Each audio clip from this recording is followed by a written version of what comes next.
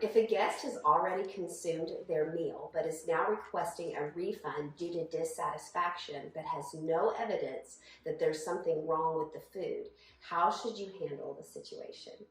We are using our foundation when we address any issues that have to do with people. So first of all, we want to be a positive influence to this guest, even if they are being rude to us or our team. First, we're just going to listen and ask some questions, gather some information, and maybe you can help resolve that issue by just giving them a different perspective once you've listened and empathized with them. But if they have a legitimate concern, partner up with the director, and we're going to come from a position of care, and we're going to use a herd model. We're going to listen and see, why is this person rude? Why are they feeling like maybe they weren't treated the way they should have been or got the service they should have received? Because a lot of times, if we just listen, we can diffuse the issue.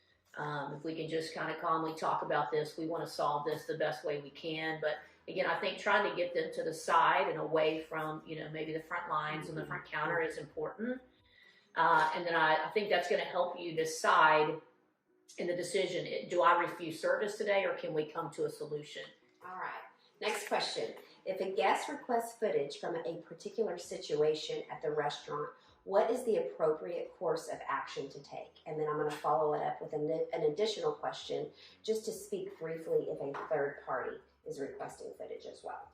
Awesome. I'll take that one. So any types of these requests, the requirement is to have it in writing. And so we must have the request in writing, and then we want to give them the restaurant email address. And that's how they would submit that request. And then your follow-up question, when I think of third party, that would be potentially a police officer. Maybe there's nothing pertaining to our restaurant, but maybe there was an incident happen that they would like to see if our cameras covered it. You put the request in writing, send it to the store email address, and then we'll discern it from there. Katrina is the main point of contact on this, so if you have a situation that you actually need a person to reach out to, Katrina would be your first point of contact, and then your director on call. All right.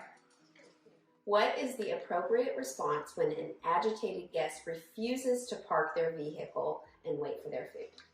Great question. I'm sure all of you guys run into this or have run into this many times. So I think one, again, alignment with being a good steward, but also creating that milestone moment, great guest experience. And so being a positive